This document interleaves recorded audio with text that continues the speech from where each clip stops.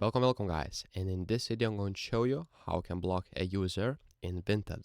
So what we'll need to do is basically go to the person's profile. So let's choose these shoes, for example, and as you can see, this is the person's profile. So basically if I click on that one, I will be able to follow it or just click on three dots, report it and block it.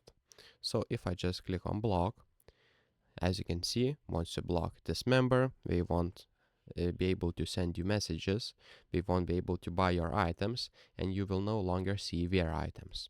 So basically if you block a member and just click on that one, you'll see that you blocked this member.